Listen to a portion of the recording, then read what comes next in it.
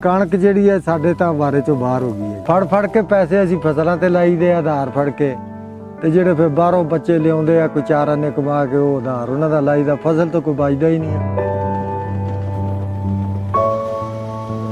ਹਕੂਮਤ ਨੂੰ ਸ਼ਰਮ ਆਉਣੀ ਚਾਹੀਦੀ ਹੈ। ਤੇ ਆਣ ਕੇ ਜ਼ਿਮੀਂਦਾਰਾਂ ਦਾ ਹਾਲ ਤਾਂ ਵੇਖੋ, ਕਿਸਾਨ ਭੁੱਖੇ ਮਰਦਾ ਹੈ। 3-4 ਸਾਲਾਂ ਤੋਂ ਜ਼ਿਮੀਂਦਾਰ ਥੱਲੇ ਲੱਗਾ ਹੁੰਦਾ, 2 ਨੰਬਰ ਵੀ ਮਿਲਦੇ ਆ।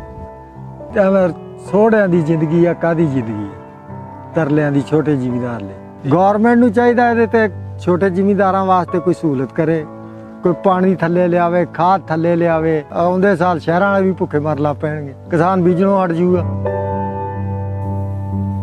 ਫੇਰ ਹੀ ਸਾਰਿਆਂ ਦੀਆਂ ਅੱਖਾਂ ਖੁੱਲਣਗੀਆਂ, ਫੇਰ ਪਤਾ ਲੱਗੂਗਾ ਵੀ ਕੀ ਹੋਇਆ। ਇਹ ਫੈਕਟਰੀਆਂ ਮਿੱਲਾਂ ਵਾਲਿਆਂ ਦਾ ਮੁਲਕ ਆ, ਇਹ ਕਿਸਾਨਾਂ ਦਾ ਮੁਲਕ ਨਹੀਂ ਆ। ਜੇ ਅਸੀਂ ਡੁੱਬੇ ਆ ਤੇ ਡੁੱਬ ਤੁਸੀਂ ਵੀ ਜਾਣਾ, ਸਾਰਾ ਦਾ ਇੱਕੋ ਹੀ ਹਾਲ ਹੋ ਜਾਣਾ। ਜੇ ਕੋਈ ਕਵੇ ਨਾ ਮੈਂ ਬਾਜੂ, ਬਚਣਾ ਕਿਸੇ ਨੇ ਵੀ ਨਹੀਂ।